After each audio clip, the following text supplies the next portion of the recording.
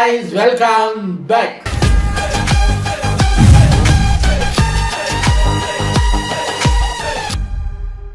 இன்னைக்கு நம்ம தம்பி போவோமாங்கிற தக் லைஃப் சேனல்ல இருந்து ஒரு வீடியோ எடுத்துட்டு வந்திருக்கேன்.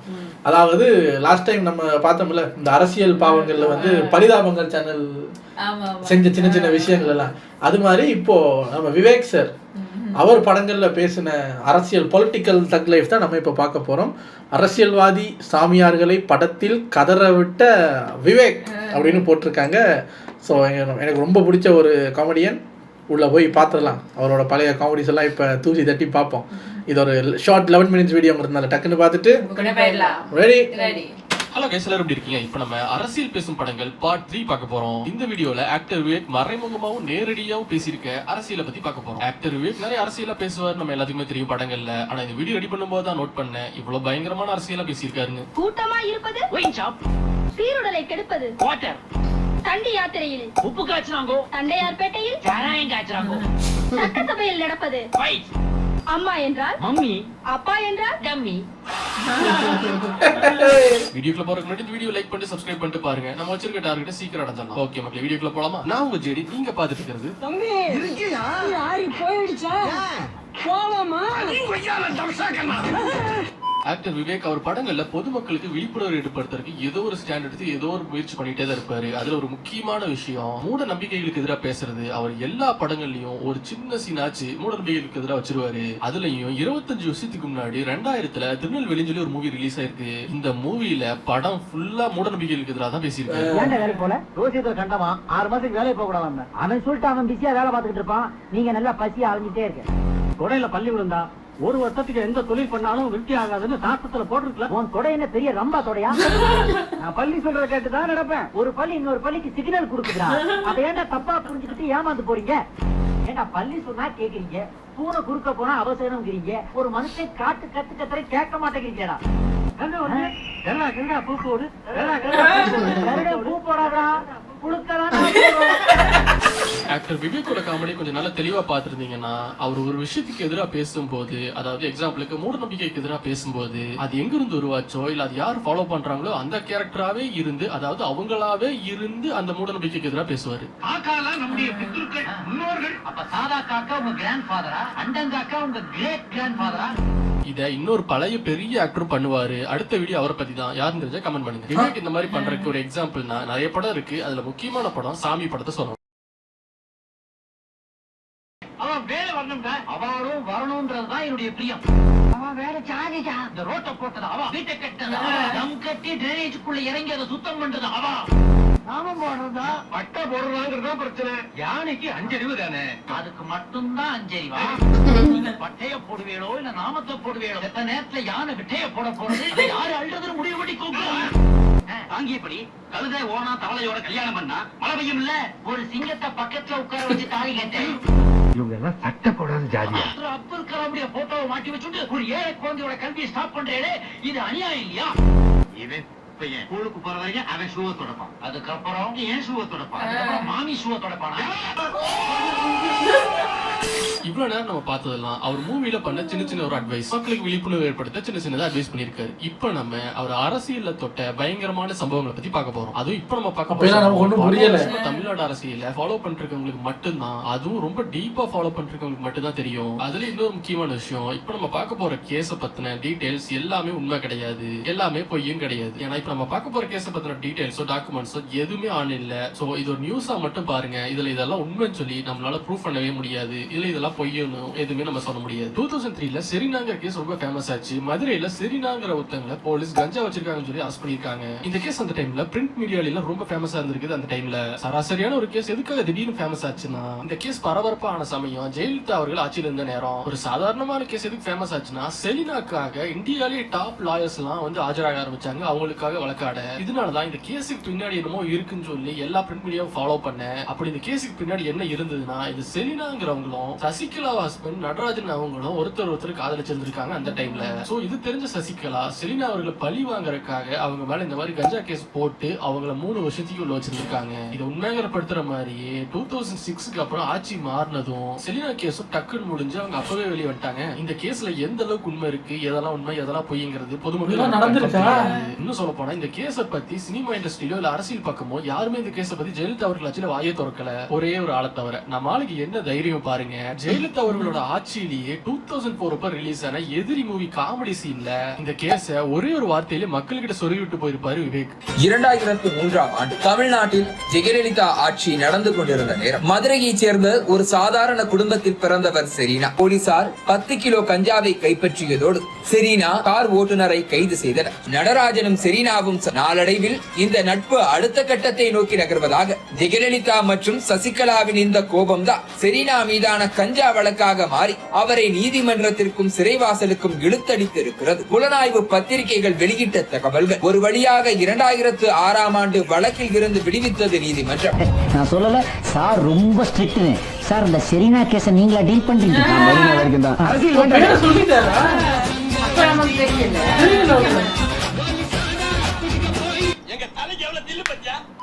விவேக் அவர் காமெடியில கரண்டா பாலிடிக்ஸ்ல என்ன ஃபேமஸா நடக்குதோ அந்த சம்பவங்கள் எல்லாம் கொஞ்சம் கொஞ்சமா சொல்லிட்டே வந்திருக்காரு எல்லா படங்கள்லயும். முத பக்கத்துல டாக்டர் அப்துல் கலாம் பத்தி நியூஸ் வந்திருக்கே, படிக்க மாட்டீங்களா? அவர் யாரு? கஷ்டம். ஹாய், ஒரு பாக்கெட் கேன்சர் கொடு.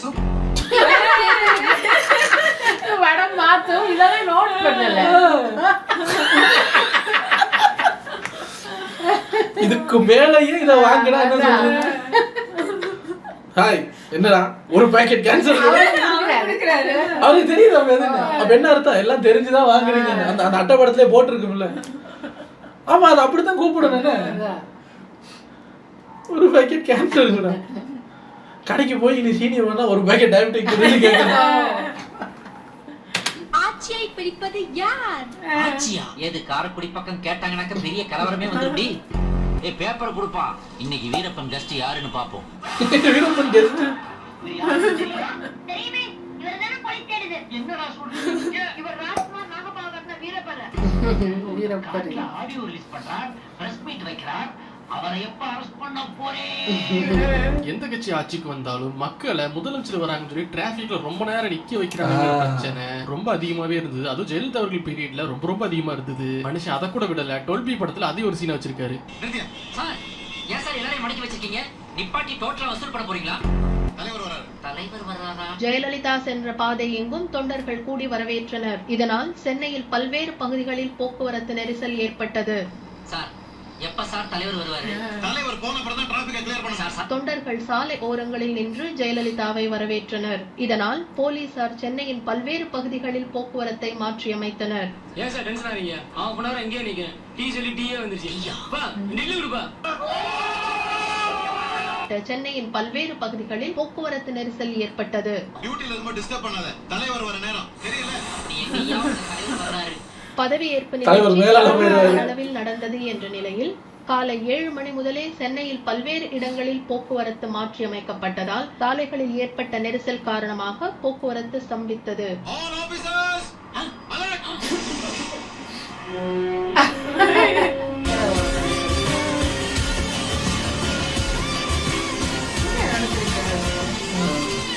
தலைவர் போயிட்டாரு. இனிமே நீங்க எல்லாம் போலாம்.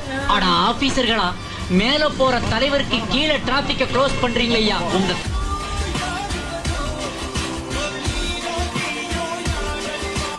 ரொம்ப தைரியசாலி.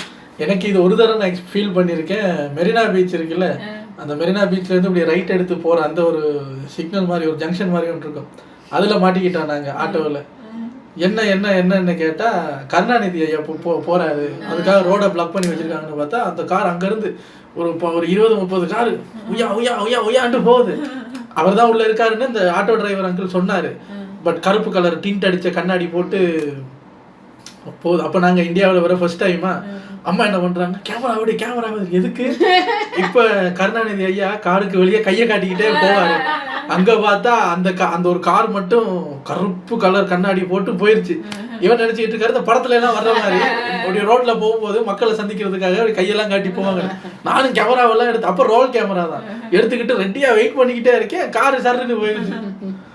கிட்டத்தட்ட ஒரு 2-3 மினிட்ஸ் நின்றுருப்போம். கொஞ்ச நேரம் நிப்பாட்டி வச்சாங்க. காரு சர்ரு சர்ரு சர்ரு சர்ரு சர்ன்னு போனதுக்கு அப்புறம் டக்குன்னு இவர் ஊருக்கு வந்து அள்ளி விடுறாரு. நாங்க மெரினா பீச்ல நிக்கும் போது ஏதோ இவரையே பார்த்து கை காட்டுற மாதிரி என்னெல்லாம் போட்டு சொன்னா தெரியுமா? மஞ்சள் கலர் துண்டை போட்டுக்கிட்டு, வெள்ளை சட்டையில கருப்பு கண்ணாடியை போட்டுக்கிட்டு அப்படியே கை காட்டி போறாரு. நம்ம கருப்பு வாட்ச் எல்லாம் கட்டியிருக்காரு கருணாநிதி. அள்ளி விடுறான். எனக்கு சிரிப்பு. ஐயோ சரி, அவங்க நேர்லயா பார்க்க போறாங்க, ஆசைக்கு சொல்லிட்டு போட்டேன் அப்படின்னு இவர் அள்ளி விட்டாரு. ஆமா, அவரை நான் நேர்ல பார்த்துட்டேன். ஏதோ அவரு இப்ப நேரா வந்து ஹலோ சிவலட்சுமி எப்படி இருக்கீங்க, வெல்கம் டு இந்தியா அப்படின்னு சொன்ன மாதிரியே போய் கதை சொன்னேன். 2000 டைம்லாம் நிறைய சாமியார்களை பத்தின கான்ட்ரோவர்சி எல்லாம் வந்துட்டு இருக்கும் தமிழ்நாட்டுல. கன்ஃபார்ம் எல்லாத்துக்குமே தெரிஞ்சிருக்கும். விவேக் ஒரு படங்கள்ல நிறைய ரெஃபரன்ஸ் வச்சிருக்காரு. ஆத்தா, உன்னை நம்பி முதல் சினிமா எடுத்திருக்கேன். அப்படி என்னடா படம் எடுத்து வச்சிருக்கிறேன்?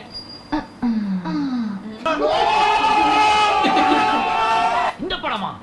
இந்த படத்துல 5வது ரீல்ல ஒரு பிட்டும் 8வது ரீல்ல ஒரு பிட்டும் சேர்த்திருப்பியடா. இது உங்களுக்கு எப்படி தெரியும் சொல்லுங்க. குறைந்த பட்ஜெட்ல தான்டா படம் எடுக்க சொன்னாங்க. குறைந்த துணியில படம் எடுக்க சொல்றாங்க. ஒரு தொழில சொல்லுங்க.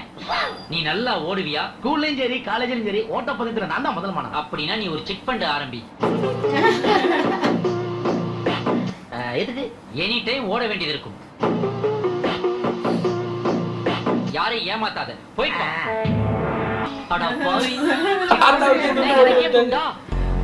இது எல்லாத்துக்கும் மேல 25 வருஷத்துக்கு முன்னாடி சிவசங்கர் பாபாவுக்கும் யாகவமணியருக்கும் ஒரு இன்டர்வியூ நடந்தது. பார்த்திருக்க வாய்ப்பு இருக்கு. சிவசங்கர் பாபா யாருன்னு நீங்க அப்பப்ப நியூஸ்ல பாத்திருப்பீங்க.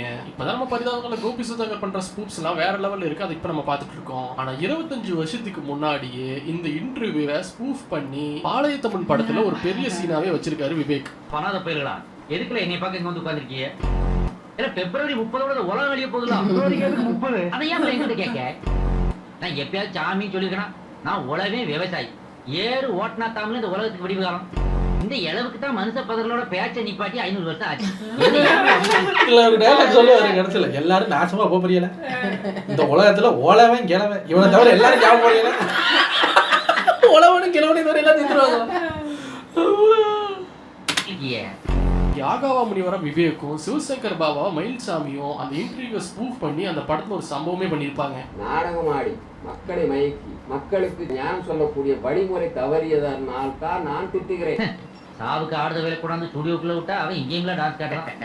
எனக்கு ஒரு வைப்ரேஷன் வருதுன்னு சொல்லுறான். அந்த வைப்ரேஷன் கரண்ட் எடுத்து தமிழ்நாட்டிலே கரண்ட் தட்டுப்பாடா இருக்கு. அந்த கரண்ட் கொடுத்து போலாமா? தாள்கள் இருக்கு வரைக்கும் முண்டாங்கள் இருப்பா, சோம்பேறிகள் இருக்கு வரைக்கும் ஜோசியக்காரனும் இருப்பா. தண்ணி ஒன்று சும்மா கொடுக்கல. 25 ரூபாய் 35 ரூபாய் கொடுக்கல. நீ 24 மணி உழைச்சி நாட்டுக்கு என்னடா பண்ண பேசுறா? அப்படிலாம் பேசக்கூடாது. வணக்கம் வணக்கம்டா. என்ன வணக்கம் போட்டு பேசுறீங்க? அப்படிதான் பேசுவேன்.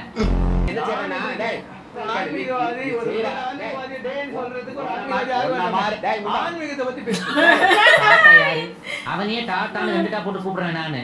இவன் ஏமாத்திர முன்னாடி பண்ணி போய் இவர் கடவுளுக்கு மேல தானே. அட்லீஸ்ட் எல்ஐசி கூட்டிட்டு போப்பாரு. நீ பூஜை தான் குடிக்கிறேன். உழைக்க தெரிந்தவன் ஆன்மீகவாதி, பெற்றோரை வணங்குகின்றவன் ஆன்மீகவாதி, சில தடியர்களை வணங்குகின்றவன் பச்சோந்தி என்பது பொருள். என்னது பண்ணியா? இதெல்லாம் நல்ல பண்ணி எப்படி நல்லா இருக்கும்? உன்னை மாதிரி தான் இருக்கும். நான் உலகத்துக்கு நல்லது நடக்கிறது பேசிட்டு இருக்கேன். நான் சொன்னேன், இவன் ஆன்மீகவாதி கிடையாது. இவங்கெல்லாம் பகல் கொலைக்காரன். நான் சொல்லட்டுமா? சொல்லுங்க. போற வழியில போலீஸ் ஜீப்ல டீசல் இருந்தா நீ அந்த பொருளை தொடுக்கிற போது அந்த பரிசு தான் அல்டிமேட் வளர்க்குது. ஆமா ஆமா, பரிசுனால ஒன்னு எல்லாம் சுத்திட்டு வந்துடும். நீ வேற அவன் சொல்றது நீ கேட்டுருக்க. அவரே எதிர்ப்பாரு. சொல்றதெல்லாம் நீங்க கேட்டுக்கிறோம். ஏங்க அப்ப நான் வந்து இந்த படம் பார்க்கும்போது தெரியாது, இந்த ரியல் ஃபுட்டேஜ் ஒன்று இருக்கு, இவங்க ஸ்பூஃப் பண்றாங்கலாம் தெரியாது. அது ஏதோ விவேக் சார் பண்றாருன்னு நினைச்சிட்டு இருந்தோம். இப்பதானே தெரியுது. பரிதாபங்கள் என்னங்க பரிதாபங்கள், இங்க பாருங்க ஒரிஜினல் பரிதாபங்கள் இங்க இருக்கு. நீ பார்த்தா 200 வருஷம் வாழ்ற மாதிரி தெரியுது. இவன் கூட சேர்ந்து ஆசமா போய் குட்டிச்சு வர போயிடாத. நாங்க ஒரு பரம்பரையா உழைக்கிறவங்க ஆமா விவேக் சார் இதே மாதிரி பண்ணுவாரு. மக்களை ஏமாத்துறவங்க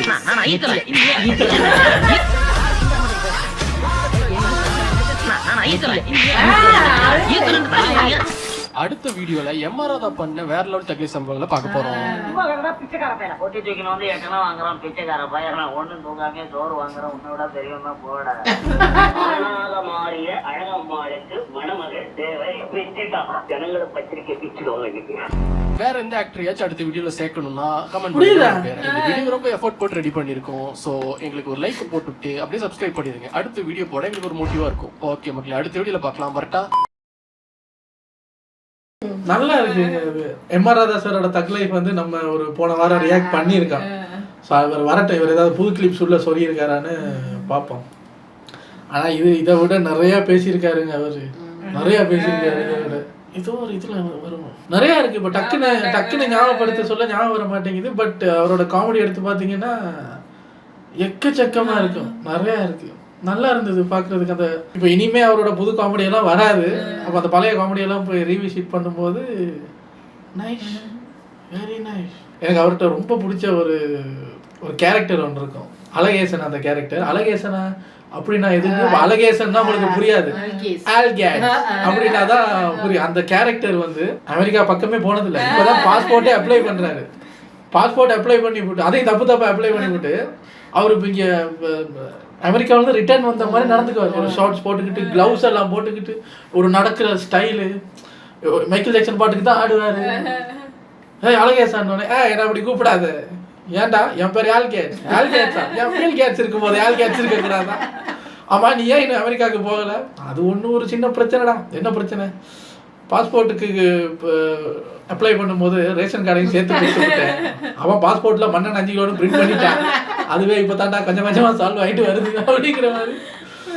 அது அந்த அந்த அந்த படத்தில் வர்ற அந்த மொத்த காமெடி சீனும் ரொம்ப நல்லாயிருக்கும். அந்த அமெரிக்காவுக்கு போகிறதுக்கு அவர் பண்ணுற சில விஷயங்களும் ரொம்ப நல்லா இருக்கும். அது மாதிரி நிறைய விஷயம் வச்சுருக்காரு. அந்த படத்தில் தான் அந்த டீ கடை பெஞ்சில் உட்காந்து பேப்பர் படித்து பழக்கம் ஆகிடுச்சுன்னு செத்து சுண்ணாம்பான ஒரு 50 வருஷம் பழைய நிமிஷம் எடுத்து வச்சு படிச்சுட்டு இருப்பாங்க. அதெல்லாம் சொல்லி காட்டுவார். நல்லா இருக்கும். இதுக்கு பாட்டு வராதா? வந்தால் நல்லா இருக்கும். எனிவேஸ், உங்களை அடுத்த வீடியோ வந்து சந்திக்கிறேன். Take care.